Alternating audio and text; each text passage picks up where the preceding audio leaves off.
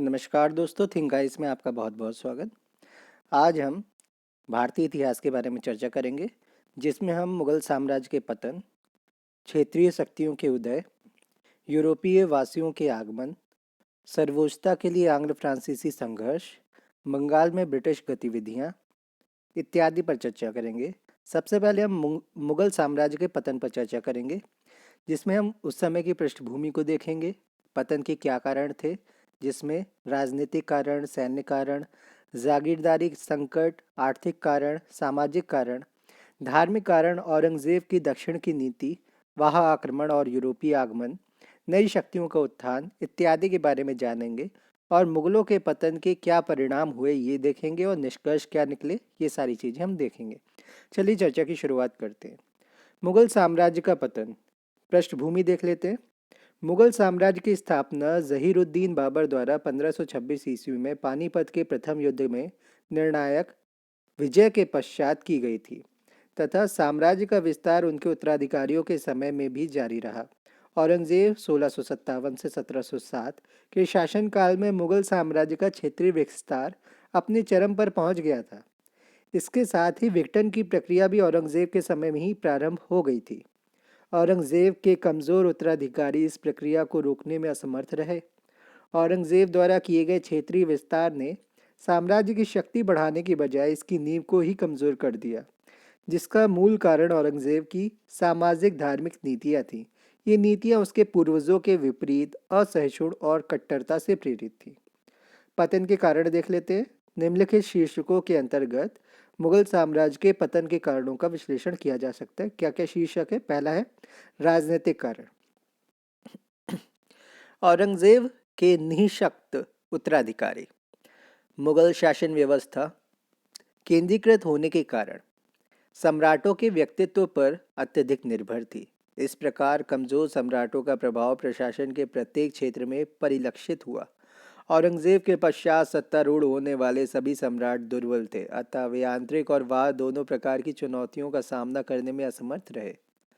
साम्राज्य का वृहद आकार, बहुत बड़ा था ना साम्राज्य, तो 1687 ईस्वी में या 1687 ईस्वी तक औरंगजेब ने दक्कन के प्रांतों बीजापुर, गोलकुंडा को मुगल साम्राज्य में मिला लिया। इसके पश्चात वह कर्नाटक को भी मुगल साम्राज्य में मिलाने के लिए प्रयत्नशील हो गया। विजयी क्षेत्रों में बिना किसी ठोस प्रशासन की व्यवस्था किए निरंतर युद्ध में उलझे रहने के कारण साम्राज्य अंदर से कमजोर होता गया। साम्राज्य कमजोर होने से क्षेत्रीय शक्तियों जैसे मराठा आदि के उदय के साथ साथ दरबारी मुगल अमीरों को भी षड्यंत्र करने का अवसर मिल गया। इसके साथ ही साम्राज्य की भौगोलिक विविधता एवं उत्तम संचार व्यवस्था की कमी ने भी इसके तीव्र पतन का मार्ग प्रशस्त किया। मुगल अभिजात वर्ग का पतन। जब मुगल भारत आए तो उनके पास एक साहसिक चरित्र था, परंतु अत्यधिक धन, विलास और अवकाश ने उनके चरित्र को कमजोर कर उन्हें अयोग्य एवं उत्तरदायित्व विहीन कर दिया। उनके अधःपतन का मुख्य कारण अभिजात वर्ग का एक बंद निगम के रूप में कार्य करना था। एक अन्य कारण असाधारण जीवन शैली और विलासिता प्रदर्शन जैसी उनकी खराब आदतें भी थी। इन सब के कारण बड़ी जागीरों के बावजूद कई अभिजात वर्ग दिवालिया हो गए और इनका पतन आरंभ हो गया। परंतु संपूर्ण अमीर वर्ग के बारे में ऐसा नहीं कहा जा सकता, क्योंकि इन्हीं के मध्य मुर्शीद कुली खां, निज़ामुल मुल्क, सआदत खां जैसे सुयोग्य अमीर भी थे, जिन्होंने अपने क्षेत्र में सुदृढ़ प्रशासनिक व्यवस्था स्थापित करके उसका विकास किया। दरबार में गुटबंदी। औरंगजेब के अंतिम दिनों में दरबार में उमरा वर्ग प्रभावशाली गुटों में बढ़ गए थे। इन गुटों ने साम्राज्य में शाश्वत राजनीतिक अशांति की स्थिति उत्पन्न कर दी थी।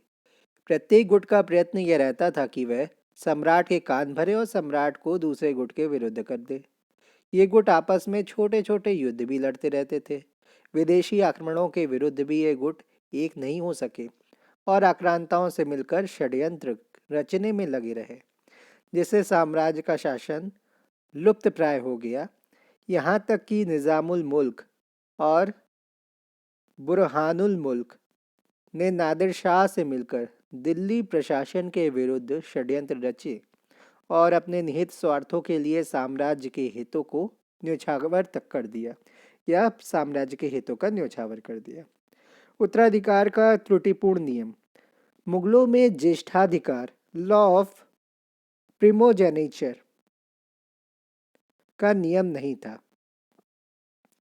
अतः मुगल शहजादे सम्राट बनने के लिए स्वयं को समान रूप से योग्य समझते थे और अपने दावे के लिए लड़ने को तैयार रहते थे। शक्तिशाली शासक निर्माता उमरा वर्ग केवल अपने निजी स्वार्थों के लिए शासकों को सिंहासन पर बैठाते अथवा उतारते थे। इस प्रकार उत्तराधिकार के नियमों का अभाव मुगल साम्राज्य के पतन का एक कारण बना। मराठों का उत्थान। मुगल साम्राज्य के पतन का एक अन्य महत्वपूर्ण कारण था पेशवाओं के अधीन मराठों का उत्थान। उत्तर भारत की राजनीति में मराठे सबसे शक्तिशाली बनकर उभरे तथा मुगल दरबार में सम्राट निर्माता की भूमिका निभाने लगे। इसके साथ ही मराठों ने भारत को अहमद शाह अब्दाली जैसे आक्रांता से बचाने का प्रयास भी किया। यद्यपि मराठे भारत में एक स्थायी सरकार बनाने में असफल रहे, फिर भी उन्होंने मुगल साम्राज्य के विघटन में बहुत बड़ा योगदान दिया। अब बात करते हैं सैन्य कारण की। मुगल विघटन का एक अन्य कारण मुगल सेना की क्षमता में ह्रास और मनोबल में कमी था। मुगल साम्राज्य के विघटन के मुख्य कारणों में से एक सेना का नैतिक पतन था। इसका मुख्य स्रोत सेना की संरचनात्मक कमजोरी थी। अनुशासन की कमी के कारण सेना एक भीड़ में बदल गई। सैनिकों में अभ्यास का अभाव था, साथ ही उनको पेशेवर प्रशिक्षण भी नहीं मिलता था। सैन्य अपराधों के लिए कोई नियमित सज़ा नहीं थी। औरंगज़ेब द्वारा भी राजद्रोह, कायरता और युद्ध के समय कर्तव्य की उपेक्षा जैसे मामलों की अनदेखी की गई। इसके अतिरिक्त मुगलों की सैन्य व्यवस्था की कमजोरी के बारे में यह तर्क दिया जाता है कि उनके हथियार और युद्ध के तरीके काफ़ी पुराने हो चुके थे। जागीरदारी संकट। औरंगज़ेब के शासन के अंतिम काल में प्रशासन या प्रशासनिक व्यय को पूरा करने के लिए बड़ी मात्रा में जागीर भूमि को खलीसा या खालिसा भूमि में परिवर्तित कर दिया गया। वहीं दूसरी ओर नए मनसबदारों की नियुक्ति जारी रही, जिससे एक विरोधाभास की स्थिति भी उत्पन्न हो गई। साथ ही उक्त काल में क्षेत्रीय प्रशासन कमज़ोर होने से जागीरों की जमादानी और हासिलदानी में भी आने वाले अंतर ने मनसबदारों की सैन्य स्थिति को कमज़ोर किया, जो मुगल साम्राज्य की रीढ़ कहे जाते थे। अब बात करते आर्थिक कारणों की। शाहजहां के समय में कर की दर को उत्पादन के आधे हिस्से तक बढ़ा दिया गया था। भव्य इमारतों के निर्माण पर शाहजहां द्वारा किए गए व्यय से साम्राज्य के संसाधनों पर भारी बोझ पड़ा था। औरंगजेब के दीर्घकालीन दक्षिण युद्धों ने न केवल कोष ही रिक्त कर दिया, अपितु देश के व्यापार और उद्योग को भी नष्ट कर दिया। औरंगजेब की मृत्यु के बाद मुगल साम्राज्य को वित्तीय दिवालियेपन का सामना करना पड़ा, जिसकी शुरुआत औरंगजेब के समय और उसकी मृत्यु के बाद ही हो गई थी। युद्धों में सेना के आवागमन से खड़ी फसलें नष्ट हो गईं। कृषकों ने तंग आकर कृषि करना छोड़ दिया और लूटमार आरंभ कर दिया, जिसके फलस्वरूप माल मिलने में कठिनाई हुई और निर्यात प्रभावित हुआ। इस काल में टैक्स फार्मिंग की प्रणाली निजी नागरिकों या समूहों को कर राजस्व संग्रहण की जिम्मेदारी सौंपना का सहारा लिया जाता था।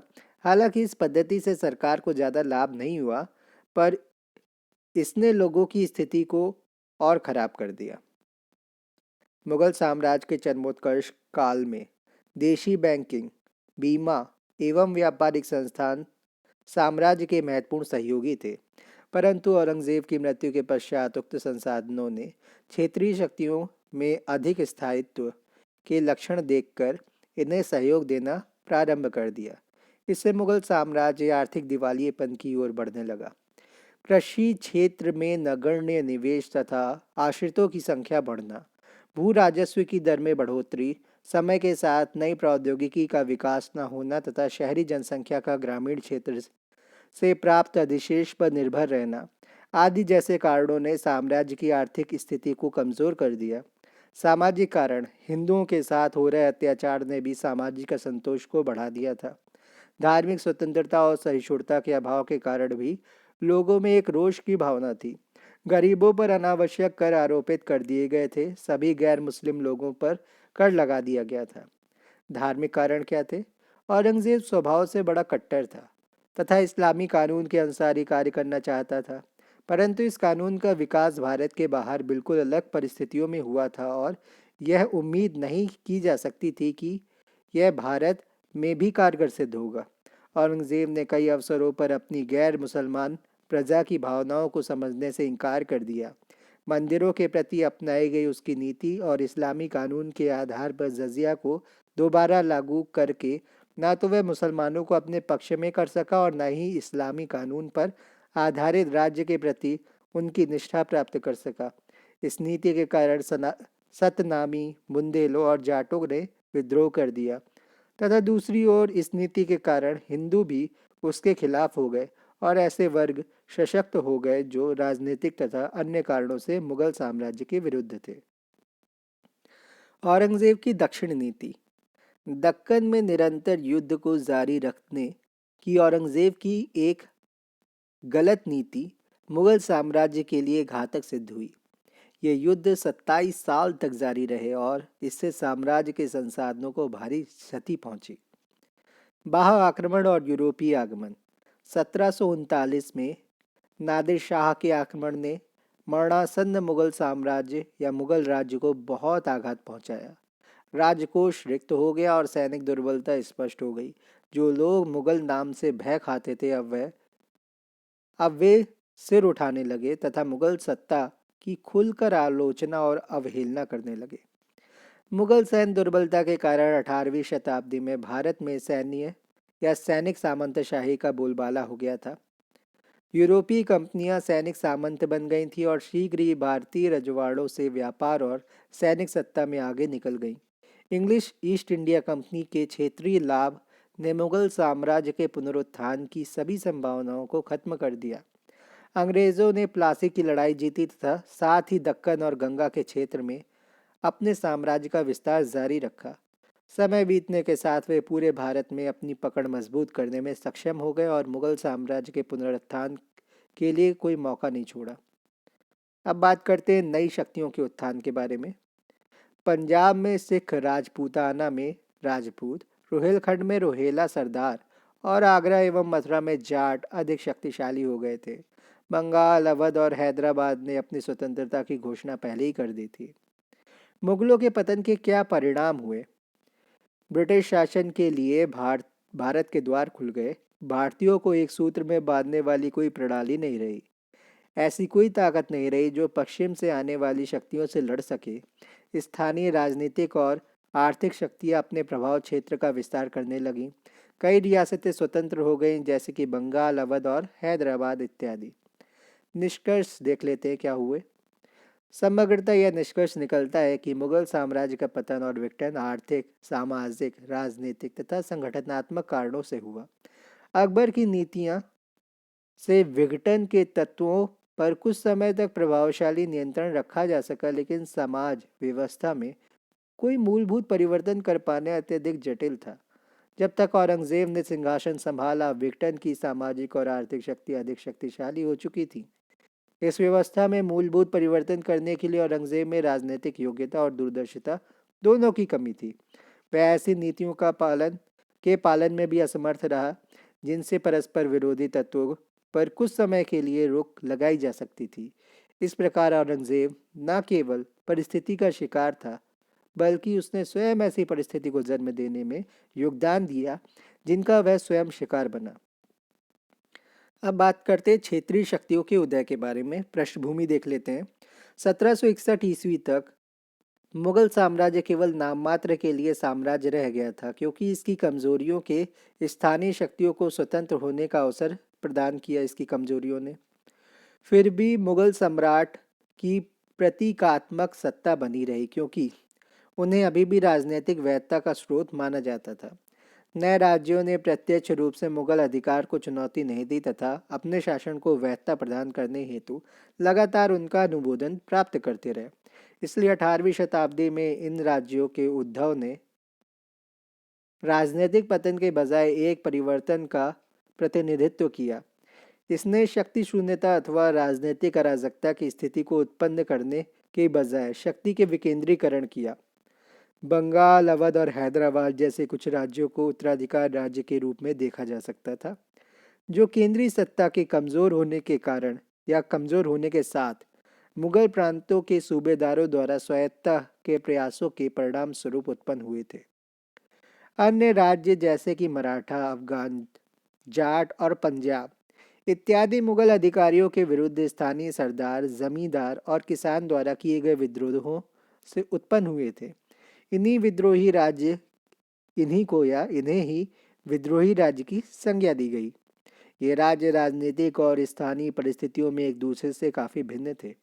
उत्तराधिकारी राज्यों और विद्रोही राज्यों के अतिरिक्त राजपूत क्षेत्रों, मैसूर और त्रावणकोर जैसी कुछ रियासतें भी, जो पहले से ही बहुत स्वायत्त थी, अब 18वीं सदी में पूरी तरह स्वतंत्र हो गई थी।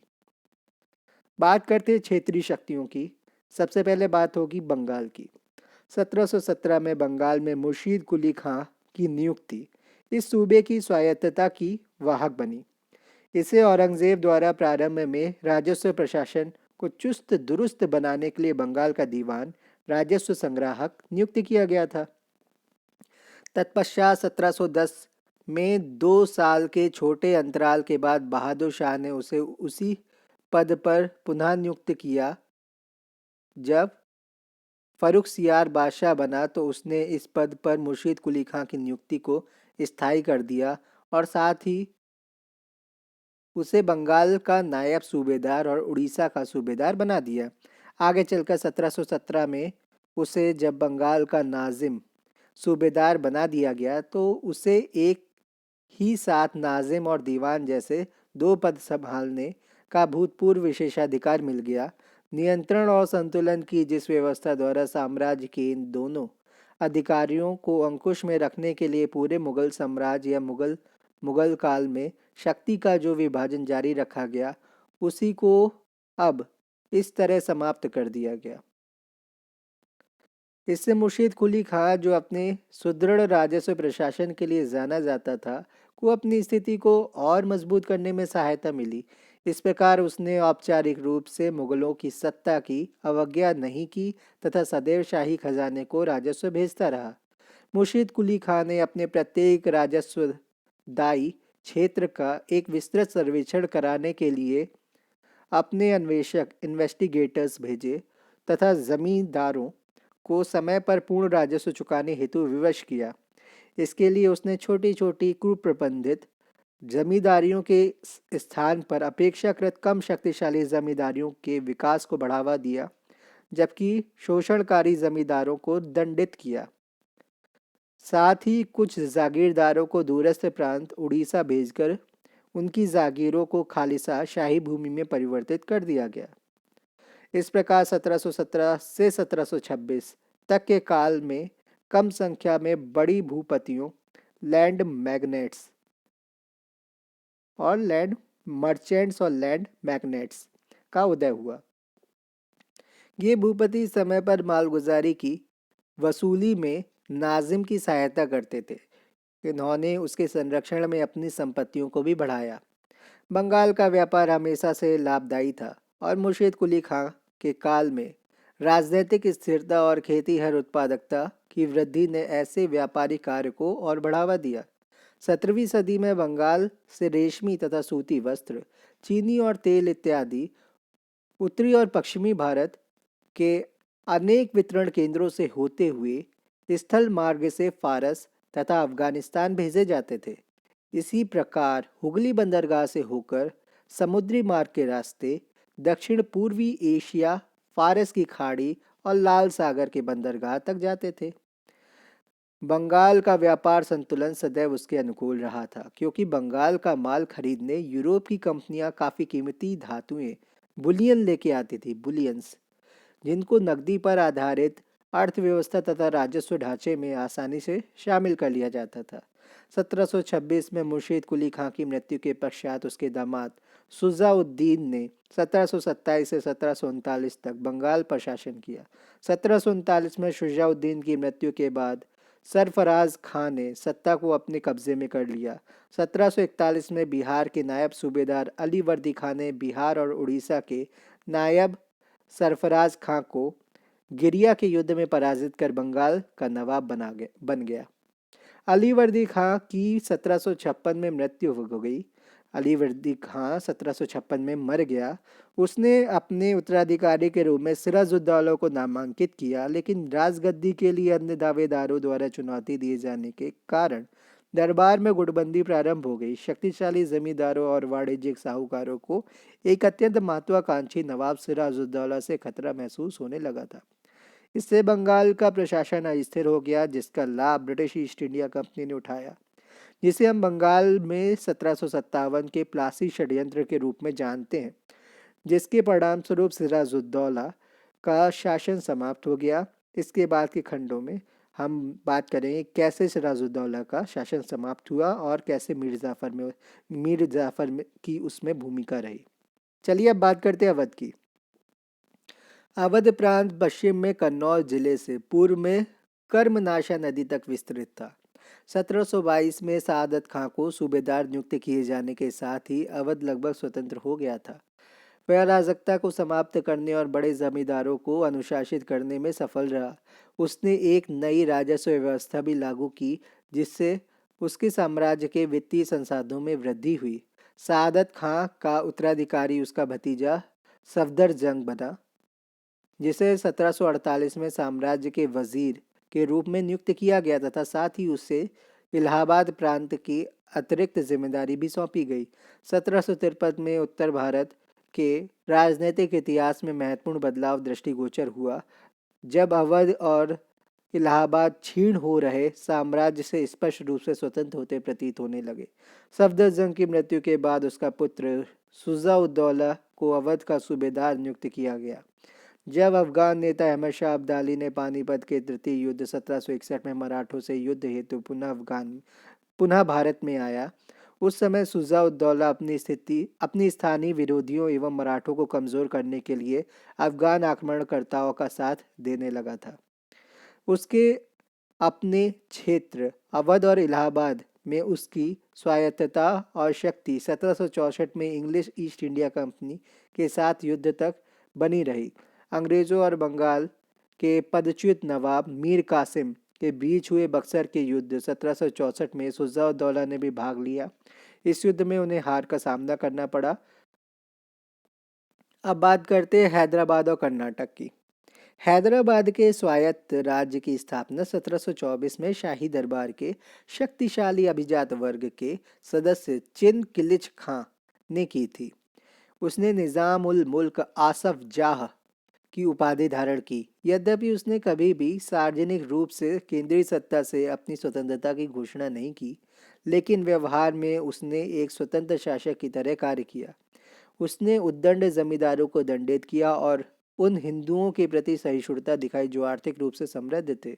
परिणाम स्वरूप हैदराबाद में एक नए क्षेत्रीय अभिजात वर्ग का उदय हुआ जो निज़ाम का समर्थक था। साथ ही इसने भू राजस्व प्रबंधन में व्याप्त भ्रष्टाचार को समाप्त किया। कर्नाटक मुगलों के दक्कनी सूबे में से एक था और हैदराबाद के निज़ाम के अधिकार क्षेत्र के अंतर्गत आता था, लेकिन जैसे व्यवहार में निज़ाम दिल्ली से स्वतंत्र हो गया था, ठीक उसी तरह कर्नाटक के उप गवर्नर, जिसे कर्नाटक के नवाब के रूप में भी जाना जाता था, ने स्वयं को दक्कन के वायसराय के नियंत्रण से मुक्त कर लिया था। 1740 के बाद कर्नाटक के नवाब के पद पर आधिकारिक या अधिकार के लिए हुए बार बार के संघर्ष के कारण स्थिति बिगड़ गई। 1740 के बाद कर्नाटक के नवाब के पद पर अधिकार के लिए हुए बार बार के संघर्ष के कारण स्थिति बिगड़ गई और इसने यूरोपीय व्यापारिक कंपनियों को प्रत्यक्ष रूप से भारतीय राजनीति में हस्तक्षेप करने का अवसर प्रदान किया। अब बात करते मराठा की। मुगल साम्राज्य के विरोध स्वरूप उत्पन्न अन्य सभी शक्तियों की तरह मराठों का भी मुगल साम्राज्य द्वारा किए गए दमन तथा 27 वर्षों के युद्ध का इतिहास रहा है। यह 1681 में औरंगजेब के नेतृत्व में मुगलों द्वारा मराठा साम्राज्य पर आक्रमण के साथ प्रारंभ हुआ। जब औरंगजेब की 40 साल के असफल दक्कन युद्ध के बाद मृत्यु हुई, उस समय तक मराठा अधीनस्थ राज्य ही था। यद्यपि मराठा साम्राज्य निश्चित रूप से कमजोर हो रहा था, किंतु सातारा में शाहू और कोल्हापुर स्थित उनकी ताई ताराबाई के मध्य गृह युद्ध के कारण यह प्रक्रिया और अधिक तीव्र हो गई। ताराबाई 1700 ईस्वी के बाद अपने पुत्र शिवाजी द्वितीय के नाम से मुगल संघर्ष को आगे बढ़ा रही थी। ताराबाई गुट के साथ टकराव का समाधान आगे चलकर 1731 में वारणा की संधि में हुआ, जिसमें कोल्हापुर राज्य शिवाजी द्वितीय को दे दिया गया। इस तरह मराठा गृह युद्ध का तो समापन हुआ, पर राज्य का नियंत्रण धीरे धीरे शिवाजी के वंश से हटकर पेशवाओं के हाथों में चला गया। 1719 में सैयद बंधुओं द्वारा दिल्ली में एक कठपुतली सम्राट बनाने में सहायता करके पेशवा यानी प्रधानमंत्री बालाजी विश्वनाथ ने अपने महाराज के लिए एक मुगल सनद शाही आदेश प्राप्त किया। इसके तहत शाहू को दक्कन के 6 मुगल सूबों में चौथ और स्वदेश मुखी सरकारी राजस्व का क्रमशः 1/4 और 10वें भाग को कहते हैं। चौथ 1/4 और स्वदेश मुखी 10वां भाग, और मालवा एवं गुजरात में चौथ तथा महाराष्ट्र में स्वतंत्र स्थिति बनाए रखने के अधिकार प्राप्त हो गए। मराठा गृह युद्ध समाप्त होने के बाद राज्य का नियंत्रण धीरे धीरे शिवाजी के वंश से पेशवाओं के हाथों में आ गया। 1720 में बालाजी विश्वनाथ की मृत्यु के बाद उनके 20 वर्षीय पुत्र बाजीराव प्रथम पेशवा बने। मराठों ने स्थानीय जमींदारों को सालाना नजराना ट्रिब्यूट्स देने की परंपरा को परिवर्तित करने की कोशिश नहीं की। बाजीराव की मृत्यु के बाद उनके पुत्र बालाजी बाजीराव, जिन्हें नाना साहब 1740 से 1761 के रूप में भी जाना जाता है, को उनकी जगह नियुक्त किया गया। पानीपत के तृतीय युद्ध में, पानीपत का जो तीसरा युद्ध था, में सदाशिव राव भाऊ के नेतृत्व में मराठा सेना अहमद शाह अब्दाली से बुरी तरह पराजित हुई। यह मराठा प्रभुत्व में गिरावट की शुरुआत थी। यह शायद केवल मराठा राज्य था जो मुगलों को विस्थापित कर एक नवीन अखिल भारतीय साम्राज्य स्थापित करने की क्षमता रखता था, लेकिन मराठों की राजनीतिक प्रकृति के कारण ही यह क्षमता कभी भी पूरी तरह से अमल में नहीं आ पाई। मराठा सरदारों में एकता का भाव था, साथ ही उनके पास ऐसा दृष्टिकोण और कार्यक्रम नहीं था जो एक अखिल भारतीय साम्राज्य की स्थापना कर सके। इसलिए वे मुगलों को प्रतिस्थापित करने में विफल रहे, यद्यपि वे मुगल साम्राज्य के विरुद्ध निरंतर युद्धों में सफल रहे थे। अब बात करते हैं पानीपत के तृतीय युद्ध में मराठाओं की पराजय के कारण के बारे में। अब्दाली के सैन्य बलों की संख्या मराठा सैन्य बलों से अधिक थी। दिल्ली से संपर्क काट दिए जाने से मराठा शिविर में अकाल जैसी स्थिति उत्पन्न हो गई थी। बिना भेदभाव किए लूटमार करने की मराठा नीति से मुस्लिम और हिंदू शक्तियों जैसे जाट और राजपूतों ने भी मराठों का साथ छोड़ दिया था। मराठा कमांडरों की आपसी ईर्ष्या ने उनके पक्ष को कमजोर कर दिया। अब्दाली की सेना कुशल, संगठित और सुसज्जित थी। इसने ऊंटों पर घूमने वाली बंदूकों का प्रयोग कर मराठा सैन्य बलों में भय पैदा कर दिया। अफगानों की शक्तिशाली सेना, अहमद शाह अब्दाली का योग्य नेतृत्व, मराठों में एकता की कमी, छापामार युद्ध प्रणाली का परित्याग, ये सारे कारण थे। पानीपत के तृतीय युद्ध का राजनीतिक महत्व। हालांकि युद्ध में मराठा मानवीय जीवन का भारी नुकसान हुआ, लेकिन मराठा शक्ति जल्दी पहले की तरह मजबूत हो गई। इसने लगभग 40 वर्षों तक अपने आप को इसी तरह स्थापित रखा। यद्यपि दूसरे आंग्ल मराठा युद्ध 1803 द्वारा इन पर ब्रिटिश सर्वोच्चता स्थापित नहीं हो गई,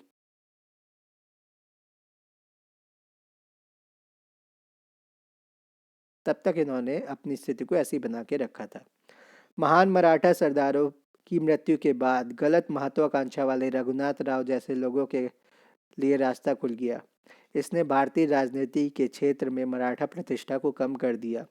मराठों का एक अखिल भारतीय साम्राज्य का सपना अविश्वसनीय रूप से समाप्त हो गया। इसके कारण भारत में ब्रिटिश साम्राज्य के उदय का मार्ग प्रशस्त हुआ। अब बात करते हैं जाट। जाट दिल्ली, मथुरा और आगरा के आसपास रहने वाले कृषि कार्य में लगे जाटों ने औरंगजेब की दमनकारी नीतियों के विरुद्ध विद्रोह किया था।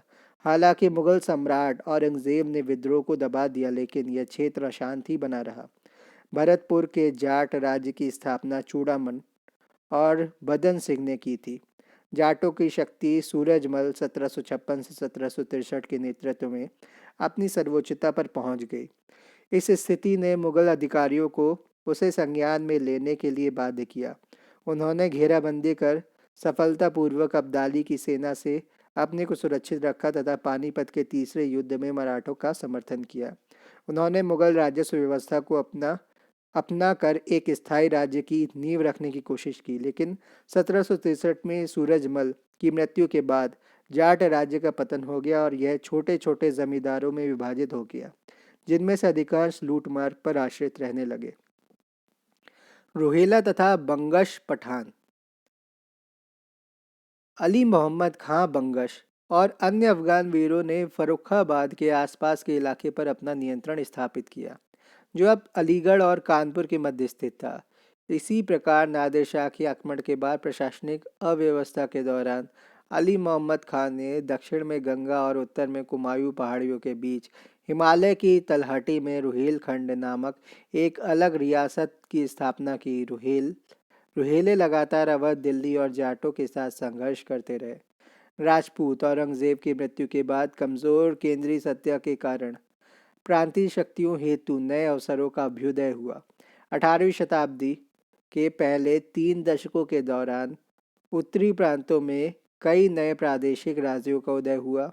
मुगलों के साथ राजपूतों के तनाव संबंध ने उन्हें मुगल विरोधी गुट बनाने के लिए प्रेरित किया। अजीत सिंह, जय सिंह द्वितीय और दुर्गादास राठौर ने मुगलों के विरुद्ध एक गुट बना लिया। सैयद बंधुओं का मुगल दरबार में अन्य गुटों के साथ संघर्ष के दौरान राजपूतों ने स्वयं के हितों को पूरा करने वाली कई नीतियों का पालन किया। राजपूतों ने मुगल दरबार में सैयद बंधुओं के प्रभुत्व के सामने कई प्रतिष्ठित पद प्राप्त किए। इस प्रकार राजपूतों को दिल्ली से पश्चिम में सूरत तक साम्राज्य के विशाल भाग पर नियंत्रण स्थापित करने की शक्ति प्राप्त हो गई थी। इसके अलावा राजस्थान में प्रमुख राजपूत अमीरों ने जटिल साम्राज्यिक प्रशासनिक नियंत्रण को समाप्त कर दिया। राजपूतों ने लगभग स्वायत्त क्षेत्रीय राज्यों का निर्माण करने के लिए अपने प्रदेशों के विस्तार के लिए काफ़ी प्रयत्न किए। इसके अलावा चूंकि मुगल साम्राज्य धीरे धीरे कठिनाइयों के बोझ तले दबता जा रहा था, अतः इसका लाभ उठाकर राजपूत राजाओं ने नजराना देना भी बंद कर दिया। अब बात करते मैसूर की। मैसूर में विजयनगर साम्राज्य से स्वतंत्र होने के बाद वाडियार वंश का शासन स्थापित हुआ। 18वीं शताब्दी में यहाँ राजा चिक्का कृष्णराज का शासन था, परंतु वास्तविक शक्ति दो मंत्रियों नंदराज और देवराज के हाथों में निहित थी।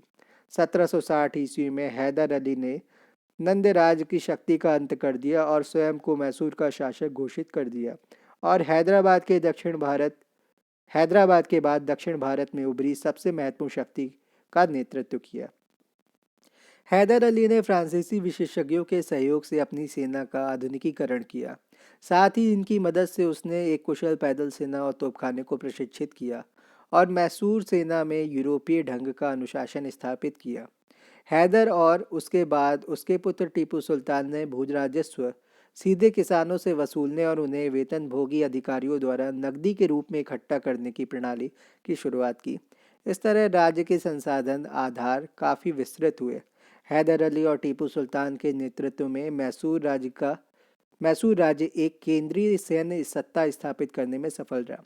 हैदर अली और टीपू सुल्तान के नेतृत्व में मैसूर राज्य एक केंद्रीय सैन्य सत्ता स्थापित करने में सफल रहा। इसकी क्षेत्रीय महत्वाकांक्षाओं और व्यापारिक हितों के कारण लगातार युद्ध की स्थिति बनी रही। हैदर अली ने 1766 में मालाबार और कालीकट पर हमला कर कब्जा कर लिया था। इसके पश्चात उसने सुंडा, सीरी और गूटी को भी अपने राज्य में मिला लिया। इस प्रकार उसने महत्वपूर्ण रूप से सीमाओं का विस्तार किया। 1782 ईस्वी में हैदर अली की मृत्यु के बाद उसके पुत्र टीपू सुल्तान ने अपने पिता की नीतियों का पालन किया। उसका शासन 1799 में अंग्रेजों से पराजय के बाद समाप्त हो गया। वे अपनी राजधानी श्रीरंगपट्टनम की रक्षा करते हुए वीरगति को प्राप्त हुआ। 18वीं शताब्दी के अन्य राज्यों ने मुगल सम्राट की राजनीतिक वैधता को चुनौती नहीं दी। इसके विपरीत अपनी स्वतंत्रता के प्रतीकात्मक संकेत के रूप में टीपू ने मुगल सम्राट के बिना किसी संदर्भ के सिक्के जारी किए। तो उसमें मुगल सम्राट का उल्लेख नहीं था जो टीपू ने सिक्के जारी किए। और सम्राट शाह आलम के नाम के विपरीत उन्होंने अपने नाम से खुतबा मस्जिदों में शुक्रवार की नमाज जारी करवाया। उसने अपने शासन को वैध बनाने के लिए ऑटोमन खलीफा से सनद प्राप्त करने का प्रयास किया, लेकिन उसने मुगल साम्राज्य के साथ पूरी तरीके से संबंध समाप्त नहीं किया। टीपू एक यथार्थवादी शासक था और इस कारण टीपू ने जहां आवश्यक समझा मुगलों की सत्ता को स्वीकार किया और जहां नहीं समझा वहां उसकी अवज्ञा की। त्रावणकोर की बात करते हैं। दक्षिण में मालाबार तट पर स्थित दक्षिणतम राज्य त्रावणकोर ने हमेशा मुगल साम्राज्य से अपनी स्वतंत्रता बनाए रखी थी। उसका महत्व 1729 के बाद बढ़ा जब उसके राजा मार्तंड वर्मा ने पश्चिमी तर्ज पर प्रशिक्षित और आधुनिक शस्त्रों से लैस एक शक्तिशाली और आधुनिक सेना की सहायता से अपने क्षेत्र का विस्तार करना आरंभ किया। इससे डचों को अपने क्षेत्र से बाहर कर दिया। इसने क्या किया? डचों को बाहर कर दिया अपने क्षेत्रों से, और अंग्रेज़ों को अपनी शर्तों पर व्यापार करने के लिए बाध्य किया एवं स्थानीय सामंत व प्रमुखों का दमन किया। साथ ही इसने सिंचाई हेतु कई कार्य किए, सड़कों और नहरों का निर्माण करवाया, विदेशी व्यापार के लिए सक्रिय रूप से प्रोत्साहन दिया। हालांकि त्रावणकोर औपचारिक रूप से मुगल साम्राज्य का या मुगल व्यवस्था का अंग नहीं था, फिर भी 17वीं सदी से ही शाही और कुलीनों का व्यापार एक सुस्थापित मुगल परंपरा बनने लगी थी। 1766 में मैसूर ने त्रावणकोर पर हमला किया। मार्तंड वर्मा के उत्तराधिकारी रवि वर्मा के काल में उसकी राजधानी विद्वता और कला का केंद्र थी। धन्यवाद।